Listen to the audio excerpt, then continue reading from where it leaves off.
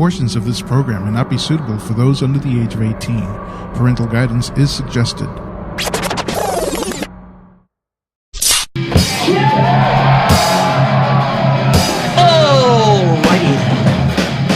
Beer30 is when you walk into a bar or a VFW, and in that 30 seconds, you can already tell. That guy right there is drunk, that guy's an idiot, and that guy down there knows it all. There are programs out there beyond the VA. Many non-profit organizations. The Beer30 Show. It's the Beer30 Show. Made by veterans. All right, everybody, once again, it is the Beer30 Show. Broadcasting from Denver, Colorado, and Jacksonville, Florida. It is presented by Common Ground Golf Course in Aurora, Colorado. Yes, you are listening to Danny&Joel. Everybody, I just wanted to let you know that we have a really good show for you tonight, and I hope you enjoy it. We're going to be talking about a great nonprofit called Operation Rebound. In fact, the guy that we're supposed to interview, he hasn't. I don't know if things have came up or what. Maybe he'll join us. We had the same issue when we talked to Soldier Hard, but I'm sure that. I'm sure he'll call in when he gets in. So, oh well. Anyways, Danny, what is up, brother? Oh, not much. I was enjoying the playoffs this weekend. We all know who won that one, right, Joe? Yes. The Patriots did not win. That's all we care about. I was wrong about one, and I called Danny, and I'm like, see, I told you that the close one was going to be the AFC. And the NFC was going to be the blowout. I knew it was going to be the blowout, dude. I wasn't expecting a blowout, but I was actually expecting a shootout and a high-scoring game. Well, it was a high-scoring game, just not for the Cardinals.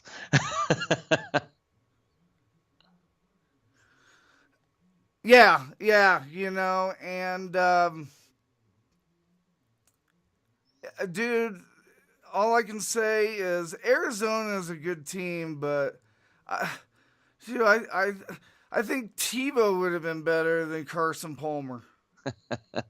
Well, I'm glad we got rid of Carson Palmer when we did.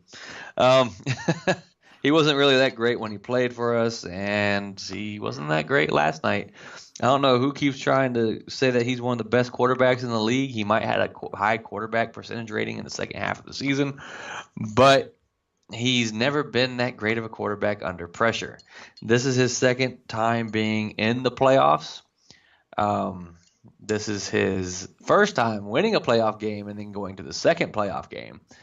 So, I wasn't really expecting much from him, but I did expect him to score more points having Larry Fitzgerald on the team. Right. That game was such a blowout. Me and my buddy that were here watching the game last night, we were laughing and we were wondering how many points the Panthers would score. Yeah, I mean, it got to a point where the game was over. Yeah, I just thought it was. I was like, oh my God, this is crazy. I knew that it was going to be a high scoring. I was thinking 3 touchdowns, but I mean, it was just a massacre. But I will tell you right now, and I'm calling you out, Carolina Panthers, when you are up by 35 points and you go, and there's 1:45 left on the clock, and you go for a 2-point conversion instead of a 1 point, that's just an insult. And that's what I call karma. It's coming after you guys.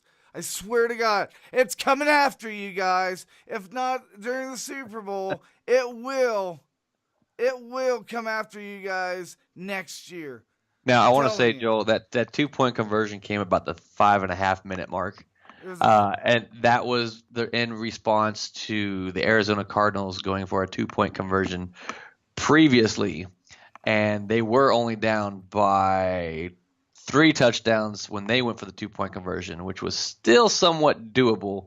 That's probably why they went for the 2-point conversion. However, that game was pretty much over by the time. I mean, I'm sure if you showed up to the stadium, Carson Palmer would have thrown the ball to you too. So yeah. Yeah, exactly. And I mean, it's he was handing it out to that last night. It was like he was like Santa Claus and the Panthers for kids. Here's a gift for you, buddy. yeah, it was nuts. I haven't heard from Nico, so I will text him. You can keep on talking, Danny. Your thoughts on the game, so that listeners are listening. Well, Joel, I still think that everybody's happy that the Patriots didn't win. I think there's more people happy that the Patriots didn't win than there are Bronco fans that are happy that they won. I mean, it's just how it is.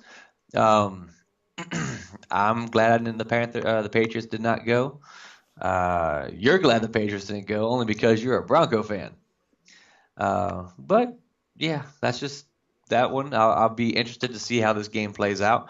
You think that the Panthers are going to win again in the Super Bowl? I do not think that. I think the Broncos will actually take this one because I feel the Broncos defense is a heck of a lot better than the Panthers offense. Yeah, I agree. I totally agree. And the only reason why I'm not so much a Patriots hater like a lot of people are. And you got to understand. Oh, and it's Nico. Nico is joining us today. Hello, Nico. Nico, how are you? Hey, guys, how are you? Oh, we're just okay. We were just sitting here, kind of stalling for you, talking about, the football game, how the Panthers... Big win, huh? Yes, we're going... My team's going to the Super Bowl. I was telling Danny that, I don't know if it's so much that the Patriots are, hated by everybody. It's like they're the AFC haters, and then the Dallas Cowboys are the NFC haters. And I think it's because they've won so many Super Bowls in a row. And when it's like a dynasty like that, people tend to get sick of them. Seattle, we were starting to get sick of Seattle. We want to see a variety in the Super Bowl. Well, I think it has something to do with the shenanigans as well. Yeah. With the I agree with you, Nico. I think it has more to do. Deflategate and so forth. Yeah, the Tuck Rule, Spygate, Deflategate. I think that's why Right. people don't like the Patriots. Because when you're incriminated once, okay, it happens, whatever, it's a mistake. You won't do it again. But when it becomes multiple, okay, we just don't like you anymore because you're cheating. Right. Exactly. So, I think that's it. And so, I think that's what it is. I mean, if San Diego loses their team, I'm a free agent fan, so Oh, yeah, we'll take you. maybe the Broncos are in my future. Yeah, No. we'll take you. Don't go to the Raiders. Nico, no, you're in California. Side. You got to pick a California team. The Raiders, there's a most loyal fan base in the NFL, and that's the Raiders. Silver and black. Well, if they move to San Diego, I guess that'd be my team. Hey, that's we'll see how a it goes. possibility. That is a possibility. Wouldn't that be something? I don't know how I'd feel. I'd have some mixed emotions there. It'd be kind of like a Yankees fan becoming a Red Sox fan, or vice versa. Yeah, no, it'd be like, okay, well, this is the town. I'm just a Raiders fan. I'll stay a Raiders fan. I don't care what city they go to. But I'm not sure. I mean, I might have to puke every time I say San Diego and then cheer up when I say Raiders. That's okay. You can be confused for a while, but you'll get used to it. Yeah. So we're going to be talking about Operation Rebound today. Okay. Part of Challenge Athletes Foundation. You got to add that. The spokesperson that was supposed to come on, she couldn't come on because she was sick. And I called Nico last minute. Nico's busy schedule. He's able to talk, 15 minutes to give us the history. And I mean, with Nico, he's so good with press. We don't even need to ask him questions. He can sit here and talk to us about it for a good 16 minutes because he's done this for how long now? 7 years? Yeah, now I'm under pressure, man. Anyway, sure. So, well, I'll tell you, and what Joel's saying, and I'm a bit tongue-in-cheek about it, but he's right. It's mostly because being in this position, it motivates me every day to come into work. I was in the Marine Corps for 14 years. Did a couple tours in Iraq. I came back a lot different than I had left. I was diagnosed with post-traumatic stress, and Joel can tell you all about that. But I knew I wanted to keep serving, and rather than kind of, go hide, if you will, and not engage in the world, I decided to take the position here at the Challenge Athletes Foundation to help injured troops and first responders. And so the Challenge Athletes Foundation Operation Rebound program was formally established in 2004 to help Iraq-Afghanistan vets who are amputees, spinal cord injured, visually impaired, severe traumatic brain injury, to excel in life through sports. I came on board when I got out of the Marine Corps in 2008, and that program was expanded to include veterans of all eras, as well as first responders, police officers, firefighters, paramedics. And we felt it was important to do that because those individuals are out there every day protecting us on our streets and our communities. And additionally, they took the first shot on 9/11, so they're the target of the enemy as well. So it's been really an enriching experience for me, fulfilling, and we've been able to touch a lot of lives in a positive manner throughout the time we've been here. So, and Joel's one of our athletes who can speak to that. Yeah, I was starting to get in the hot seat. We were trying to stall talking about the whole football thing, and I'm like, oh my gosh, I might have to go through these questions that we're gonna ask you and me answer them, on my own. But one question that we was gonna ask you that I can't even answer. I know bits and pieces, but every great organization has history behind it, and that history behind it always defines that organization and that success throughout the years. I would like you to share the story and the history of how David Roselle and you inspired Operation Rebound from the very beginning to the roots of Buddy Bowl.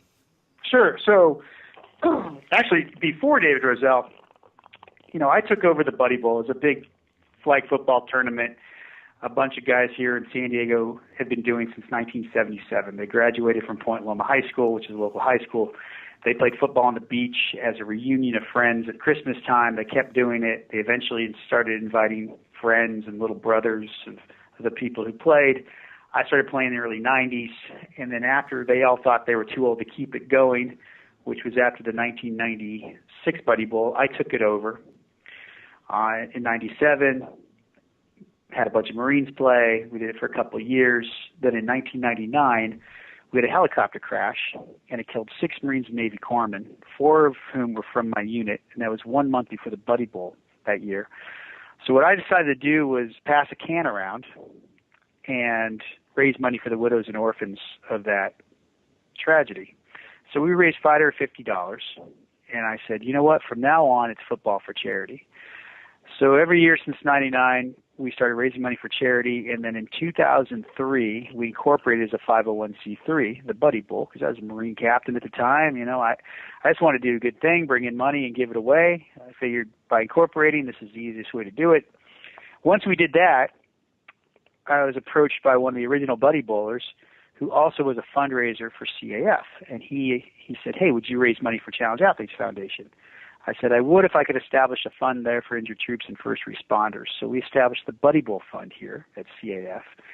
And then a year later, we were looking for a guest of honor for the 2004 Buddy Bowl, and my wife was looking online, and she found an article about David Roselle at Walter Reed, who was inspiring a lot of troops to get active. So we reached out to him, and he agreed to be our guest of honor for the 2004 Buddy Bowl. And then we had an opportunity to meet him prior to that. So through the Buddy Bowl Fund in September of 2003, we flew Dave Roselle out to Long Beach for an event, and I introduced him to Virginia Tinley, who was our executive director at the time, and she invited Dave to the San Diego Triathlon Challenge in October. So he participated in that, and he said, wow, we have to do more of this for injured Iraq, Afghanistan vets. So then he sat down with the management team here, and they developed the concept of Operation Rebound. Meantime, I'm in the Marine Corps running Buddy Bowl, and we're funding the Buddy Bowl Fund, and then when Operation Rebound comes into being, we're funding both Buddy Bowl Fund and Operation Rebound. So when I got out of the Marine Corps, they hired me on, and we essentially merged the two programs together. So that's the history in a nutshell. That's awesome. And a little bit about Dave Roselle. Sorry, Dave, again, he's now Lieutenant Colonel in the Army. He lost his leg in Iraq in 2003. He's now serving in Korea right now. He's leading a brigade, I believe, now. Yeah, that last time I checked, that's what I heard. That's what I see, because I still have him as a Facebook friend, and he looks like he's having fun. I personally don't like sushi, so I don't think that me and Korea or Japan or China would mix. Well, remember now, sushi's Japan. Now he's kimchi, so that's different. But I don't know if you'd like that either, Joel. Knowing you. Yeah, probably not. Probably not. But yeah, so he's doing great. But this all started. Dave had a vision, and he was really the first ambassador for this program. I am fortunate enough to be here now in a position to lead this program, and it really is about making it for the vets, for the first responders, and we try and do that by breaking down some of the bureaucracy, if you will. I'm the point of contact here. Now that's becoming problematic at times as we grow. We're getting bigger and bigger. So the turnaround time might not be, a day anymore. It could take a few days. Right. But I'd say we're still very responsive to the needs of the vets, and we're always looking to improve. Yeah, I was going to say, give the listeners a number between what you started out with and approximately what you have today. Sure. So my first year here, which is 2008, we had 80 grantees in the Operation Rebound program. Today, as of now, and our fiscal year runs April 1st to March 31st, we already have 258 grantees. Wow. So that's quite a jump. Put on top of that the clinics that we run, with our weekly serve clinic that we're a part of with the Naval Medical Hospital here on Thursdays, other clinics throughout the country with the VAs. We serve probably 500 to 800 veterans a year now. We've supported well over 2,000 veterans since 2006. Okay, and then and it's great that you bring up the veterans and the VA hospital, because that was my next question. Could you explain to our listeners who exactly, like regulation guidelines, who qualifies for Operation Rebound? Because Sure. I so know what we do for a grant, so we follow what's called the Paralympic guidelines. If you have an injury or an illness that is classifiable by the Paralympics, then you are eligible to receive a grant from the Challenge Athletes Foundation. So in a nutshell, that's going to be an amputees, somebody who's a paraplegic or quadriplegic, legally blind, a severe traumatic brain injury that adversely affects their mobility, balance issues, any kind of paralysis, muscular dystrophy, cerebral palsy, those types of things. What we also do, though, for example, we have one of our archers, Samantha Tucker. She lives in Boise, Idaho. She's an elite archer. She has one arm. She shoots with a mouth tab. And she's doing clinics for veterans in general at the Boise VA. So that's a way that we can reach out through our Challenge athletes to empower veterans as a whole. So she'll do the archery clinics. For example, we bought the bows for the clinic. She leads the clinic. So we're putting our Challenge athletes in the forefront, and they're helping not only other veterans, but there's also other community members who come in and do these clinics. Yeah, that's outstanding. I mean, I remember when I went there and I was doing the San Diego Triathlon Challenge, and there were like 2 clinics that Nico was like running me back and forth because I was like there for 5, 6, 7 days, and he was taking me back and forth. And Danny, I honestly thought to myself, "Oh my God, how does this guy not get burnt out?" Because he was on the run constantly. I kid you not. We didn't even go to the house for like 2 minutes. It was, all right, let's go to the CAF building, grab and go, get something to eat. All right, we're on to the next mission. And sometimes it was appearance, sometimes it was him talking, and sometimes that it was him just making a presence and helping out within the clinic. So I don't know how you do it, Nico, but wow. Nico, do you have kids? I got one son. He's 12. Yeah. Yeah. See, Joel, when they're toddlers, we get used to having to run around that much. That's right. You don't have kids. Yeah. So we're we're good training I ground. got 3 dogs. That's right. Well, yeah. Well, plus I manage a little league team, and so keeping up with those kids too. But I'll tell you, it's kind of like the military. You surge at times. You really do. There's 12, 15-hour days at times. Sometimes it's like, okay, boom, I got a little downtime. I can get some other stuff taken care of. Now, as we grow, that downtime becomes less and less, of course.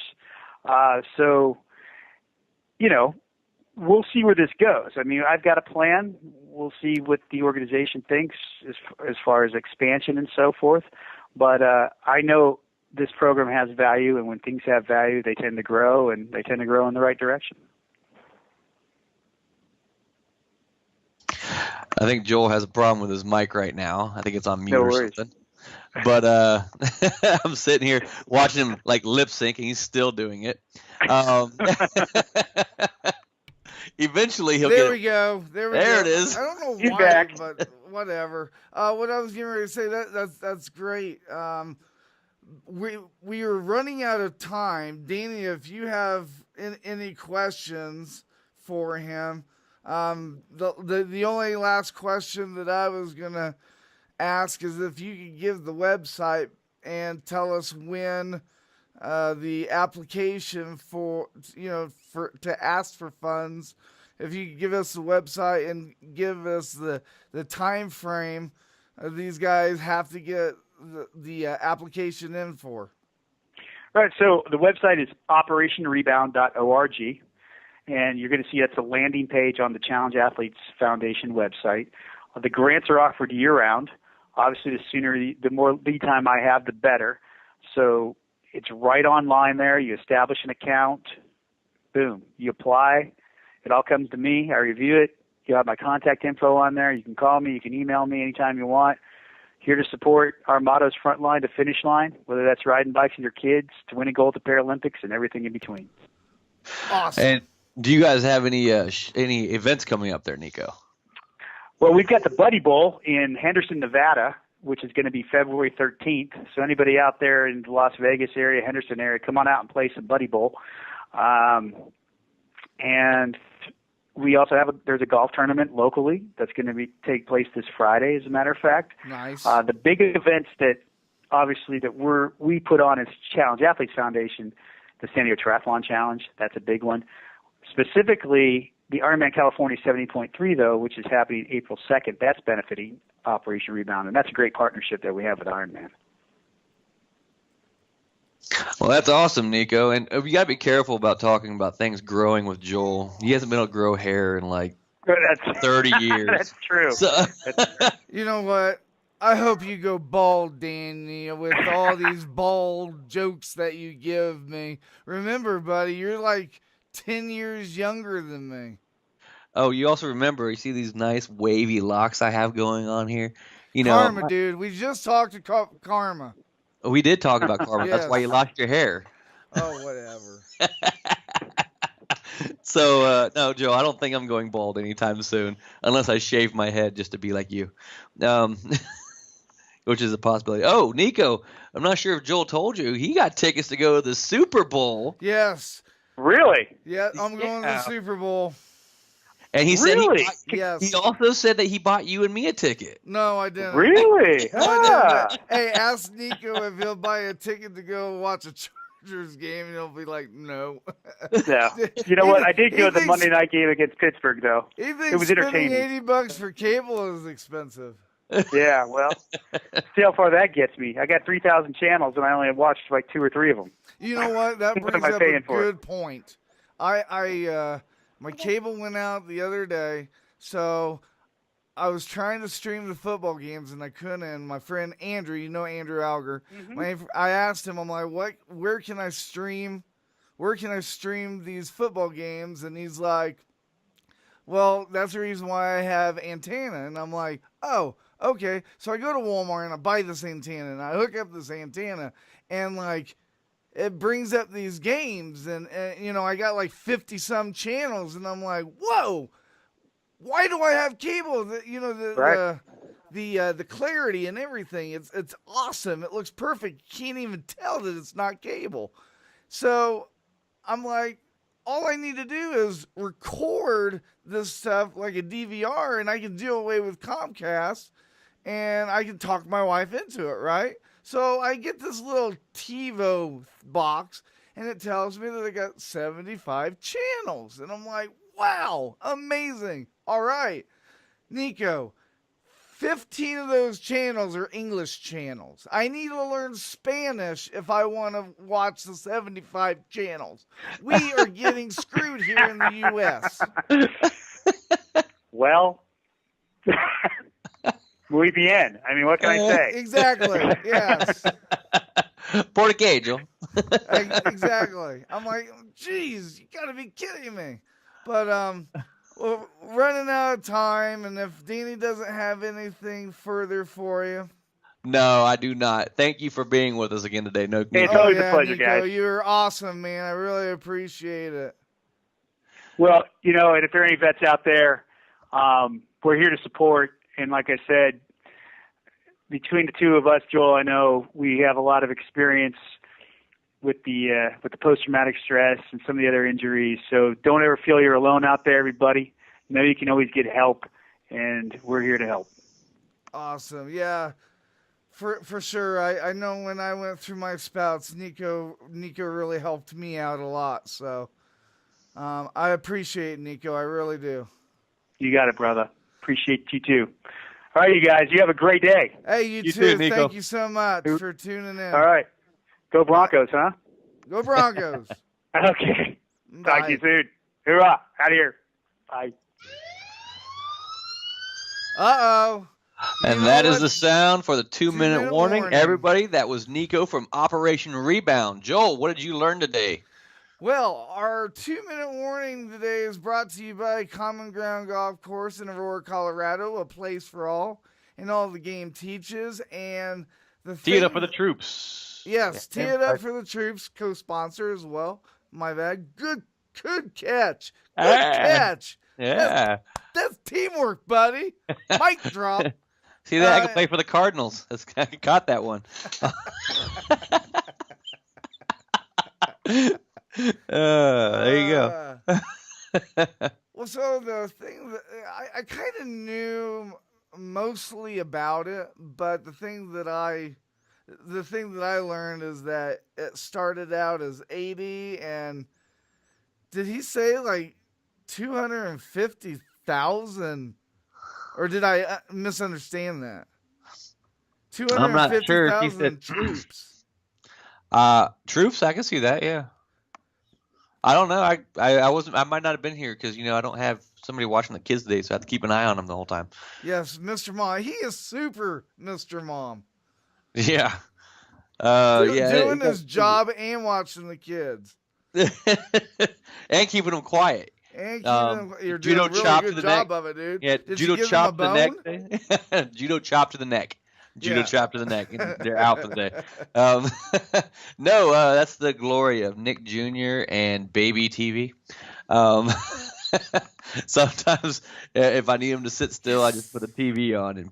But I'm actually surprised. My daughter, you probably saw my daughter came in here and sat on my lap for a little bit, Yeah. Yeah, that's because her brother was picking on her, so she had to come get the rescuer, who's Daddy. So that Aw. worked out great. I forgot that you had a daughter.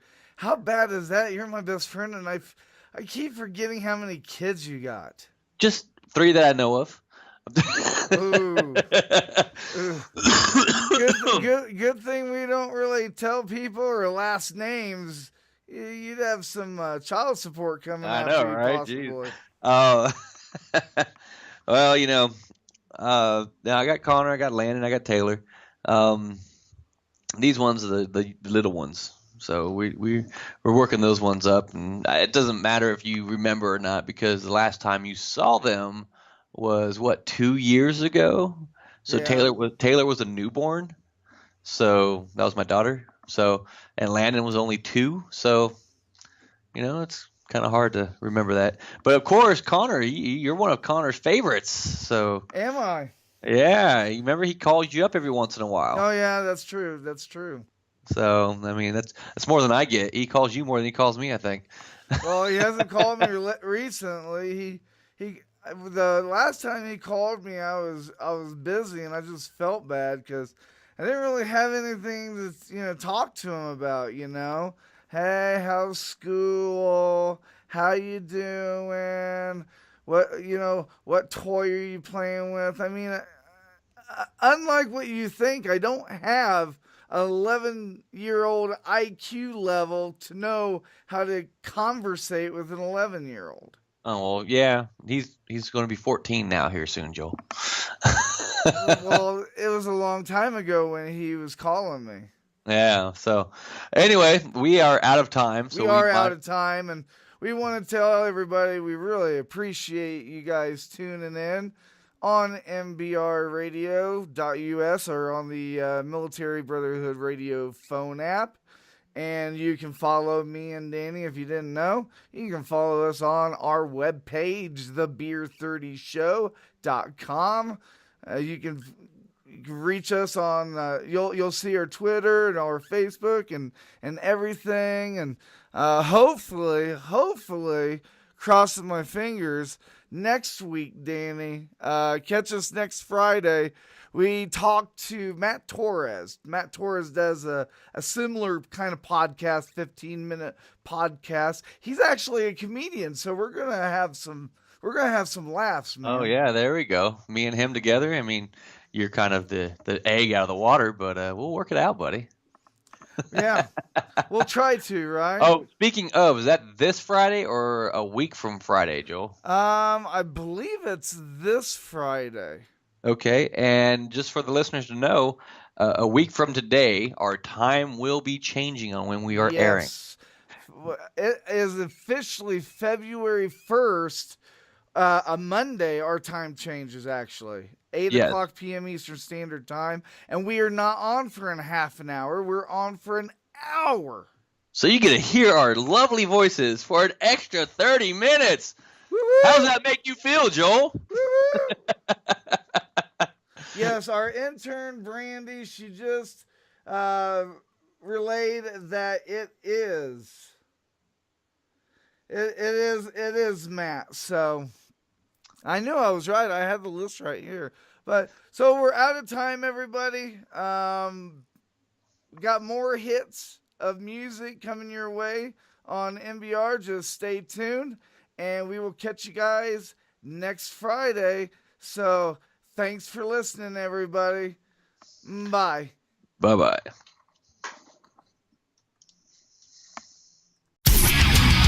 And now, a message from your radio station. We just like to say that any connection between your mother and us is purely Facebook related. NBR Radio.